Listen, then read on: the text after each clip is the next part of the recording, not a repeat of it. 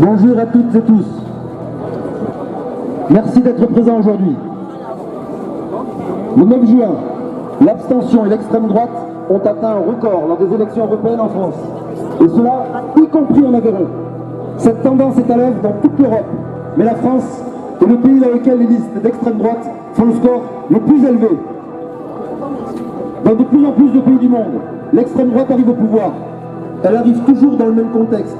Une alliance avec la droite et un soutien explicite des puissants et une partie du capital. Les organisations syndicales alertent depuis des années, sur la crise sociale et démocratique qui traverse notre pays. Une politique qui tourne le dos au social et qui crée déclassement, abandon de nos industries et de nos services publics.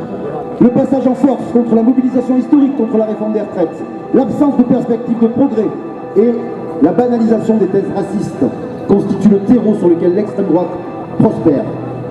En décidant de dissoudre l'Assemblée nationale et d'organiser des élections législatives en 3 semaines, après les premiers départs en vacances et à la veille des Jeux Olympiques, le président de la République prend une lourde responsabilité.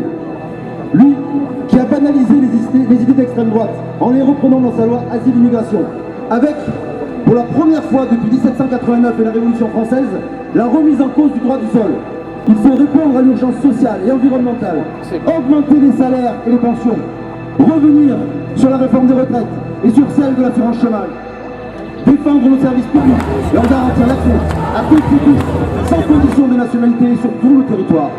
Notre école, notre recherche, notre système de santé, de prise en charge de la dépendance, notre système de justice sont asphyxiés et ont besoin d'investissements massifs.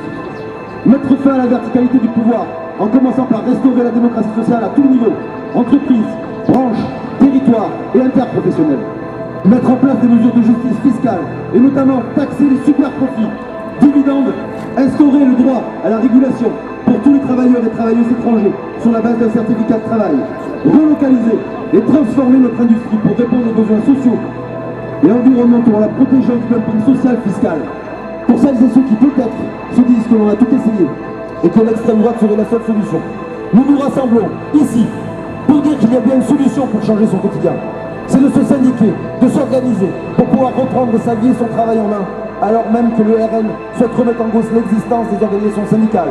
Oui, se syndiquer et s'organiser, ça change la donne. Alors oui, nos vies, c'est nous qui les prenons en main. Il n'y a pas de sauveur suprême. Nous n'attendons pas que les choses viennent d'en haut.